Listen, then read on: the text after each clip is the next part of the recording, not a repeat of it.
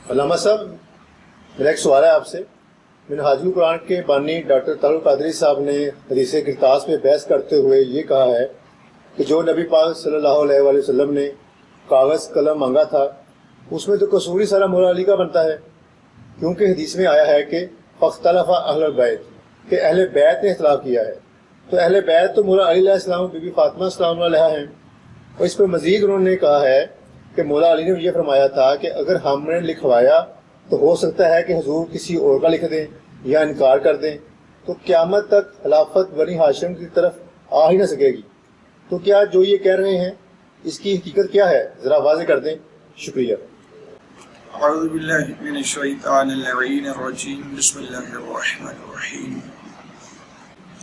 انتہائی اہم سوال آپ نے اٹھایا ہے ڈاکٹر طاہر القادری صاحب کے متعلق، کہ انہوں نے فرمایا ہے کہ حدیث کرتاس جس میں نبی اکرم علیہ السلام نے کاغذ قلم مانگا تھا بستر پہ لیٹے ہوئے آخری وقت میں، تو یہ کاغذ قلم دینے میں جو رکاوٹ بنے تھے وہ تو مولا علی تھے، یعنی قصور ہی، جس طرح آپ نے سوال کیا کہ قصور ہی مولا علی کا بنتا ہے، العیاذ باللہ۔ تو ہم نے پہلے بھی ان کو کافی ویڈیوز میں جواب دیے ہیں، فتح کے عنوان پہ دیا ہے، پھر امیر المومنین کے بیٹوں کے جو اسماء گرامی ہیں ان پر ہم نے جواب دیے ہیں، اسی طرح باقی جگہوں پر۔ تو یہاں بھی ہم پھر انشاءاللہ اب خدمت کے لیے حاضر ہیں۔ آپ کا یہ کہنا ہے کہ نبی اکرم نے جو کاغذ قلم مانگا تھا یہ قصور ہی مولا علی کا بنتا ہے، شابش بھائی آپ کے استاد کے جس نے تمہیں یہ سبق پڑھا دیا، قصور ہی مولا علی کا بنتا ہے۔ سبحان اللہ بھائی، کبھی کوئی کتابیں کھول کر تعصب کی اینک اتار کے ذرا اپنے آپ کو عدل پسند بنا کے پھر ذرا تحقیق کریں اور پھر دیکھیں کہ آپ کی صحیح بخاری کیا کہہ رہی ہے، صحیح مسلم کیا کہہ رہی ہے۔ آپ کی صحیح ستہ کے اندر یہ حدیث 36 سے زائد مرتبہ آئی ہے، ذرا دیکھیں تو صحیح۔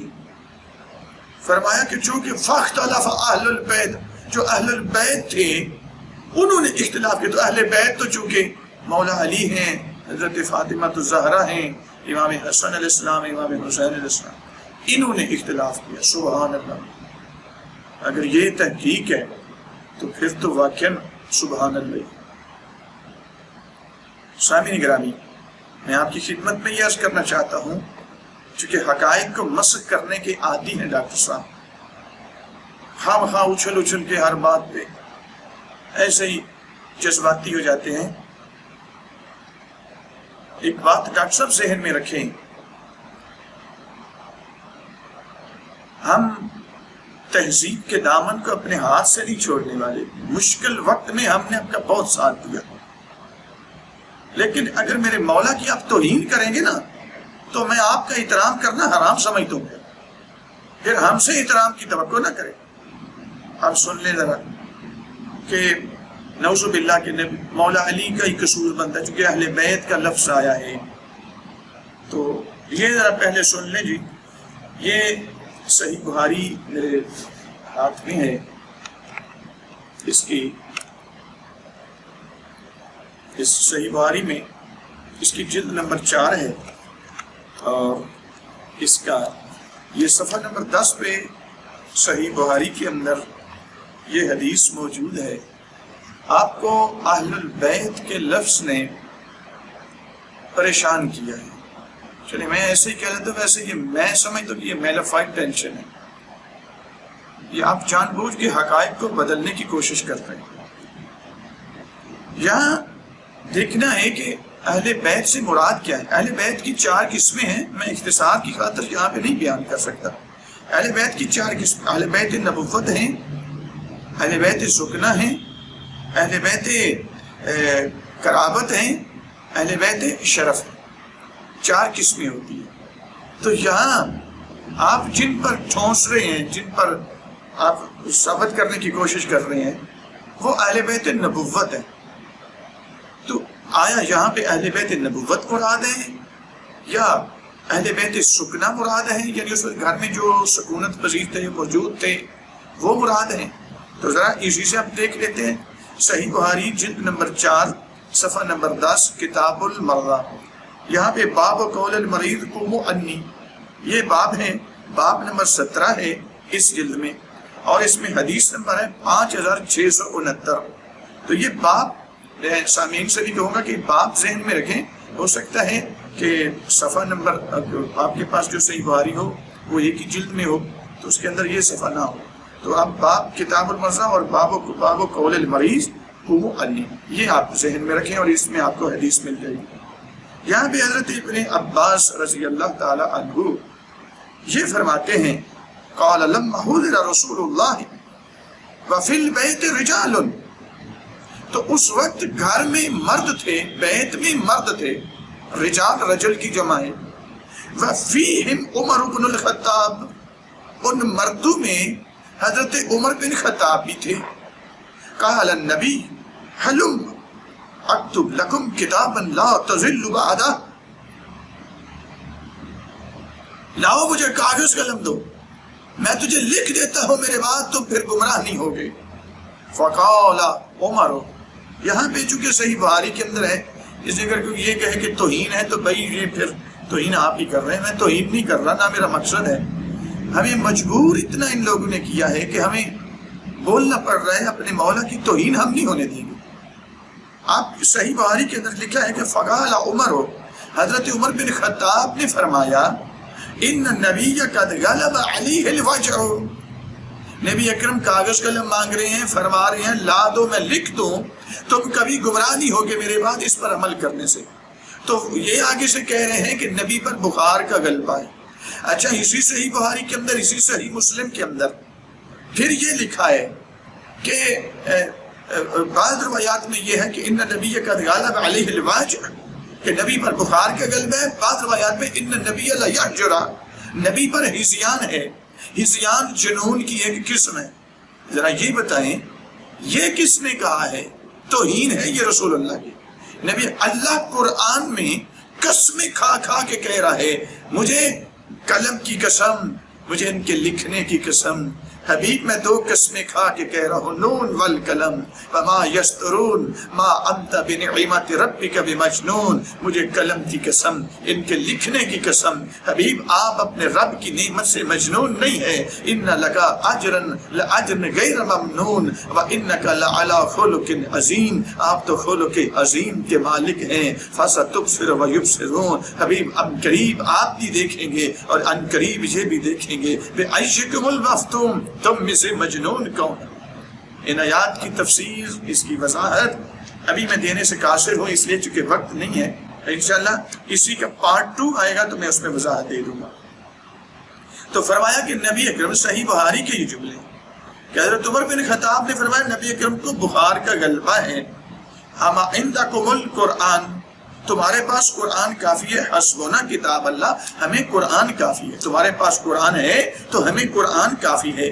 فاختلف اہل البیت فاختصموا، تو اہل البیت نے اختلاف کیا اور انہوں نے جھگڑا شروع کیا۔ منہم من یقول قربوا یکتب لکم النبی کتابا لن تضلوا بعدہ، ان میں سے بعض نے، اب اہل البیت کی وضاحت دے رہے ہیں، خود حدیث کے جملے ہیں، حدیث کے الفاظ ہیں کہ اہل البیت سے مراد کیا ہے کہ ان میں سے وہ لوگ جو گھر کے اندر موجود تھے، وہ مرد جن میں حضرت عمر بن خطاب بھی تھے، ان مردوں میں سے جب حضرت عمر بن خطاب نے یہ جملہ کہا کہ ہمیں قرآن کافی ہے، نبی اکرم کو بخار کا غلبہ ہے، تو ان مردوں میں سے جو گھر کے اندر موجود تھے ان میں سے کچھ نے کہا کہ 2 جو رسول اللہ فرما رہے ہیں اسی پر عمل کرو۔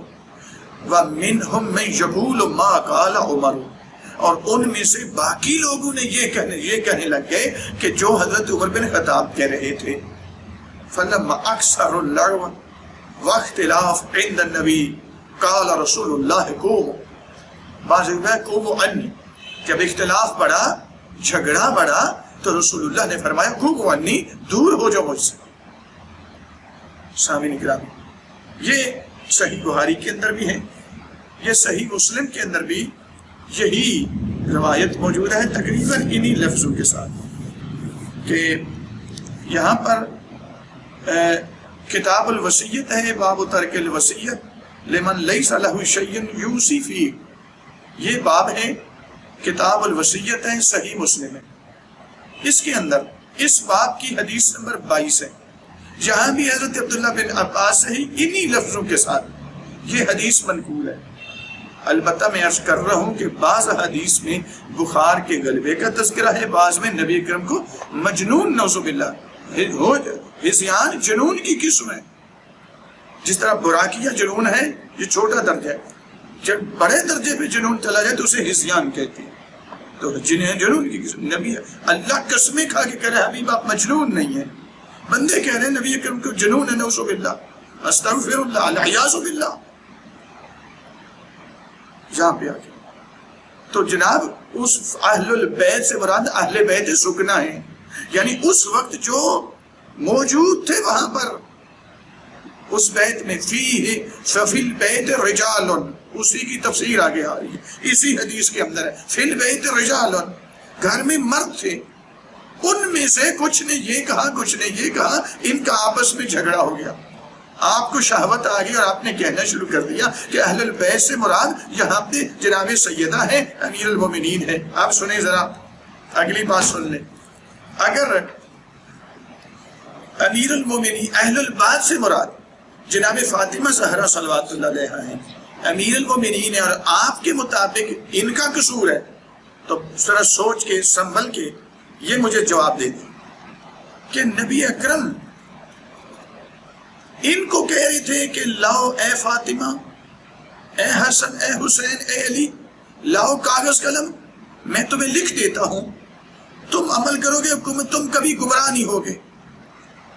ان کو کہہ رہے تھے، یعنی ان کی گمراہی کا خدشہ پیدا ہو چکا تھا، نعوذ باللہ، رسول اللہ کی نگاہ میں، آپ کے نزدیک۔ تو کیا رسول اللہ کی حدیث ثقلین جو تھی وہ رسول اللہ بھی نعوذ باللہ بھول چکے تھے؟ العیاذ باللہ، رسول اللہ اہل بیت اطہار کی وہاں پہ کیا فرما رہے ہیں؟ فرماتے ہیں بسم اللہ الرحمن الرحیم، انی تارک فیکم الثقلین، کتاب اللہ و عطرتی اہل بیتی، ما ان تمسکتم بہما لم تزلوا بعدی ابدا و انہما لن یفترقا حتی یرد علی الحوض، کہ میں تم میں دو چیزیں چھوڑ کے جا رہا ہوں، ایک قرآن، ایک اپنی عطرت اہل بیت، اور یہ کبھی بھی زندگی میں بھی زندگی کے بعد بھی نہ قرآن اہل بیت سے جدا ہوگا، نہ اہل بیت قرآن سے جدا ہوگا، حتیٰ کہ دونوں اکٹھے حوض کوثر پر میرے پاس وارد ہو جائیں گے۔ کیا آپ کیا کہنا چاہ رہے ہیں کہ قصور ہی ان کا بنتا ہے؟ نبی اکرم کو کیا اپنی بیٹی مولا علی، امام حسن، امام حسین کی گمراہی کا خدشہ پیدا ہو چکا تھا؟ ان سے کاغذ قلم مانگ رہے تھے۔ بابا حدیث ثقلین تو پڑھیں، اس سے پہلے بارہا حضور علیہ السلام اس حدیث کا تذکرہ کر چکے ہیں، تکرار کر چکے ہیں کہ اے دنیا والوں، میں تمہیں دو چیزیں چھوڑ کے جا رہا ہوں، ایک قرآن اور ایک اپنی عطرت اہل بیت۔ اگر تم نے ان دونوں سے تمسک رکھا تو تم بھی گمراہ نہیں ہوگے، اور یہ تو دونوں کبھی قرآن سے جدا ہی نہیں ہوئے۔ بھئی عجیب بات نہیں ہے کہ پہلے کہہ چکے ہیں، رسول اللہ فرما چکے ہیں کہ اہل بیت اطہار قرآن سے کبھی جدا ہی نہیں ہوں گے، حتیٰ کہ حوض کوثر پر میرے پاس یہ دونوں قرآن اور اہل بیت اکٹھے وارد نہ ہو جائیں، اور ابھی بقول آپ کے یہ کہہ رہے ہیں کہ لاؤ کاغذ قلم، میں لکھ دیتا ہوں، تم کبھی گمراہ نہیں ہوگے۔ یعنی آپ کے نزدیک جناب سیدہ کے لیے، امیر المومنین کے لیے، امام حسن، امام حسین کے لیے عجیب بات نہیں ہے یہ۔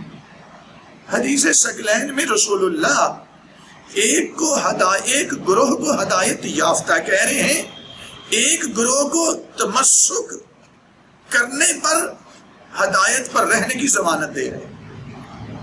حدیث ثقلین میں جن کے لیے فرمایا کہ یہ کبھی قرآن سے جدا نہیں ہوں گے، وہ جناب سیدہ ہیں، وہ امام حسن ہیں، وہ امام حسین ہیں، وہ امیر المومنین علی بن ابی طالب علیہ السلام ہیں، یہ قرآن سے کبھی جدا نہیں ہوں گے۔ القرآن ما علی و علی ما القرآن، قرآن علی کے ساتھ ہے، علی قرآن کے ساتھ ہے۔ امام حسین نے شہادت کے بعد قرآن نیزے پر 13 مرتبہ پڑھ کر یہ ثابت کر دیا ہمارا بدن تو ہم سے جدا ہو سکتا ہے، قرآن ہم سے جدا نہیں ہو سکتا۔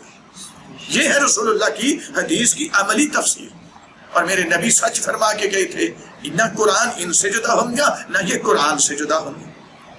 آپ کہہ رہے ہیں کہ مولا علی کے لیے خطرہ، آدمی ہوگی۔ اچھا پھر مجھے یہ بتائیں، رسول اللہ نے جب دیکھا کہ جھگڑا بڑھ گیا ہے تو میرے آقا نے فرمایا کہ قوموا عنی، دور ہو جاؤ مجھ سے۔ اگر مولا علی کو ایک فرمایا تھا کہ دور ہو جاؤ، تو مولا علی نے رسول اللہ کو اس کے بعد غسل کیسے دے لیا؟ مولا علی نے رسول اللہ کو کفن کیسے دے لیا؟ مولا علی نے رسول اللہ کا جنازہ کیسے پڑھا لیا؟ ذہن میں رکھیں، شاید جو جنازے میں نہیں آ سکے، شاید قوموا عنی کے مصداق وہی ہے۔ اور پھر آپ تحقیق کریں کہ وہ کون تھے جنہوں نے نبی اکرم کے جنازے میں شرکت نہیں کی، جنازہ چھوڑ کر چلے گئے۔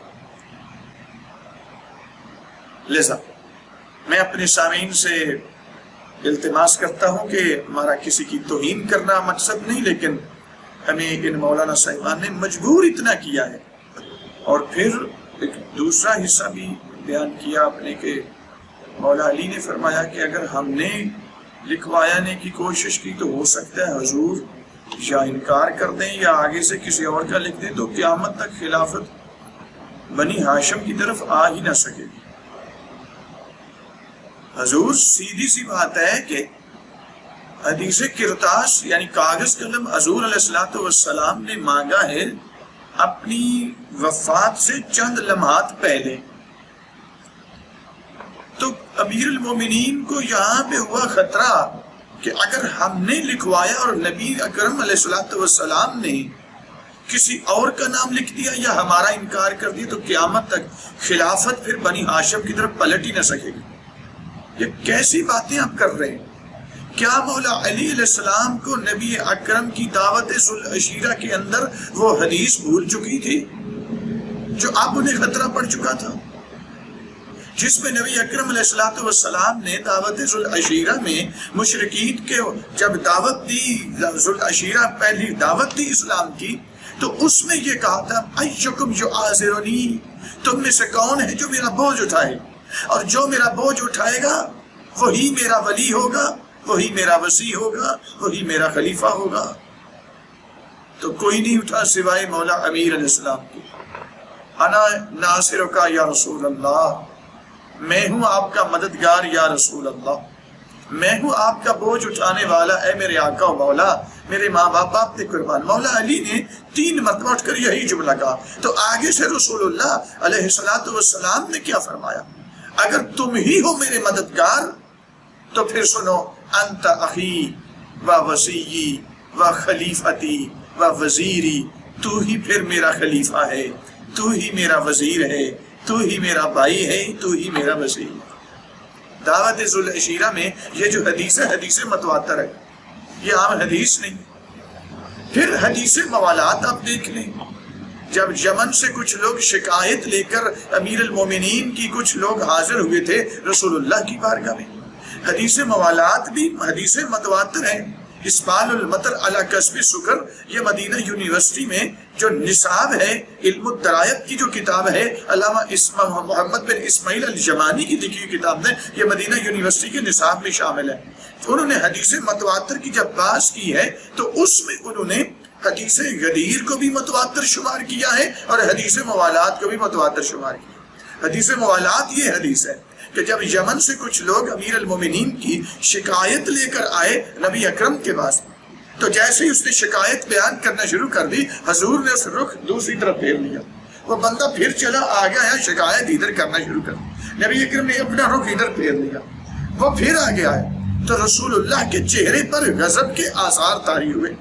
جب میرے مولا پر کے چہرے پر غضب کے آثار طاری، تو اس کے بعد میرے آقا نے ایک حدیث بیان فرمائی، ما تريدون من علی، ما تريدون من علی، ما تريدون من علی، انہ ولی وَإِنَّهُ وَلِيُّ كُلِّ مُؤْمِنٍ بَعْدِي إِنَّهُ مِنِّي وَأَنَا مِنْهُ وَهُوَ وَلِيُّ كُلِّ مُؤْمِنٍ بَعْدِي، وہ مجھ سے ہے، میں اس سے ہوں، اور وہ میرے بعد ہر مومن کا ولی ہے۔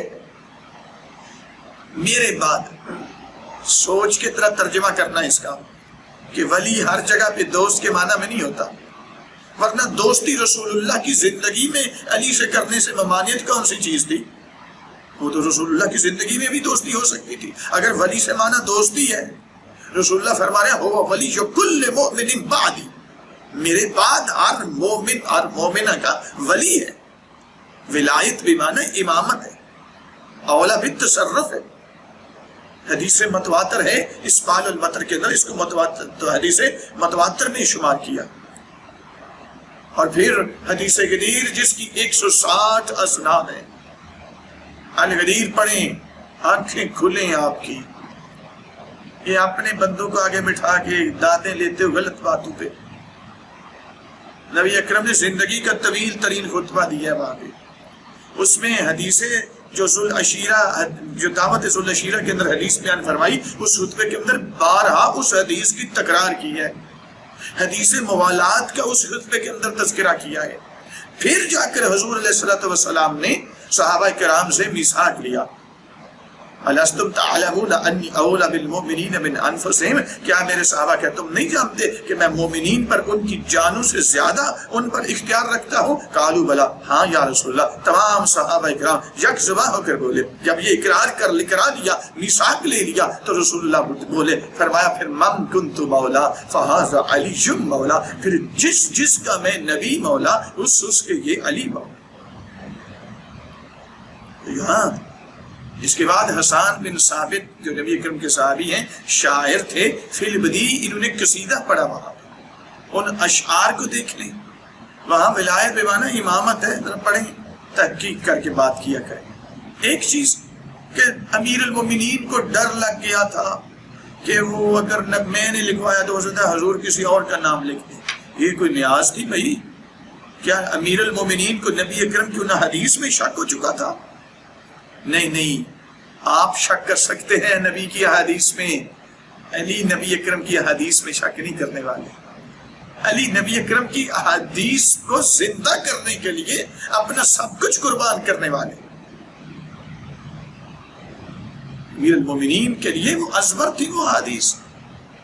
نبی اکرم ان حدیث میں علی مولا کو وزیر، خلیفہ، امام کہہ چکے ہیں۔ آپ کہتے ہیں بنی ہاشم ادھر پلٹ کر نہیں آئے گی، کیا یاوا گوئیاں؟ یہ تحقیق ہے آپ کی؟ نبی اکرم خود فرما چکے ہیں ان الحسن والحسین امامان کاما او قعدا، میرا بیٹا حسن اور حسین امام ہیں، جس حالت میں چلے جائیں یہ امام ہے۔ ابھی بالکل ظاہری بچپن تھا دونوں شہزادوں کا، نبی اکرم اس عمر میں ان کو امام کہہ رہے ہیں۔ آپ کہتے ہیں امامت و خلافت ادھر پلٹ کر ہی نہیں آنے والی۔ سبحان اللہ بھائی، آپ کی تحقیق ہمیں سمجھ نہیں آتی کہ کن لوگوں کو آگے بٹھا کے یہ تقریریں کرتے ہیں اور پھر ان سے دادیں لیتے ہیں، پھر سبحان اللہ، اور پھر اس پہ نعرہ تکبیر، اور پھر اس پہ یہ محبت کا اظہار۔ اگر اس کا نام تحقیق ہے تو جہالت کس کو کہتے ہیں؟ تعصب کس کو کہتے ہیں؟ ہم اہل بیت کی کوئی توہین کرے تو ہم خاموش نہیں رہیں گے۔ اپنے مولا کی عزت کا، ناموس کا دفاع ہم پہ واجب ہے اور ہم کرتے رہیں گے۔ ہماری جان جاتی ہے تو چلی جائے، یہ کوئی گھاٹا نہیں ہے، یہ تو سعادت ہے۔